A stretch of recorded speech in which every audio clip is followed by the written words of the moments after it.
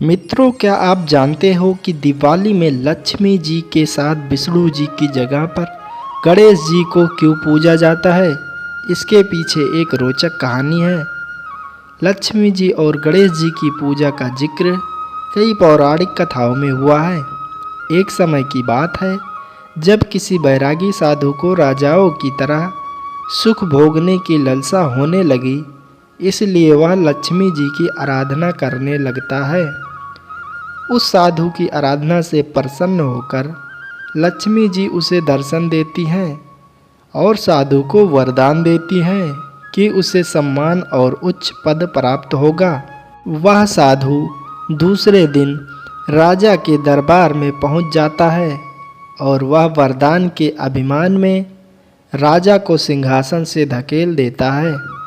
साधु का राजा के साथ ऐसा व्यवहार देखकर उनके सिपाही साधु को पकड़ने के लिए उसकी तरफ दौड़ते हैं, लेकिन तभी राजा के मुकुट से एक काला नाग निकल आता है।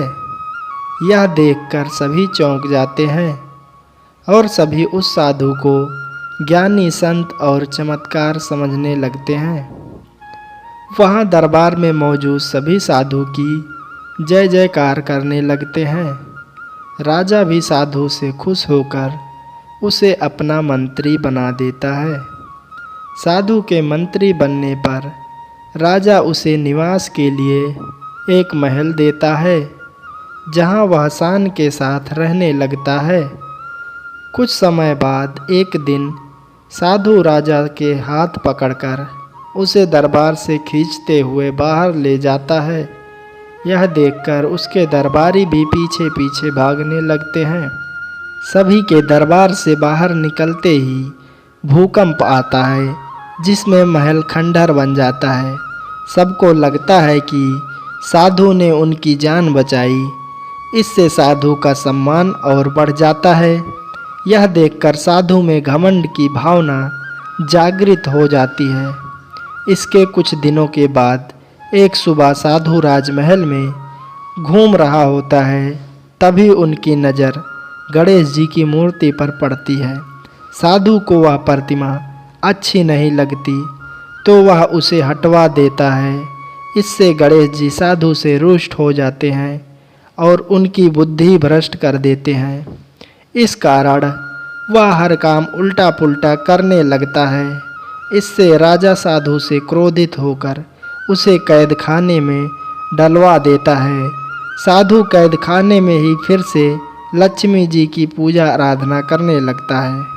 कुछ समय बाद लक्ष्मी जी साधु को दर्शन देती है और कहती है कि तुमने गणेश जी को रुष्ट किया है, इसलिए तुम्हें गणेश जी की पूजा कर उन्हें प्रसन्न करना होगा।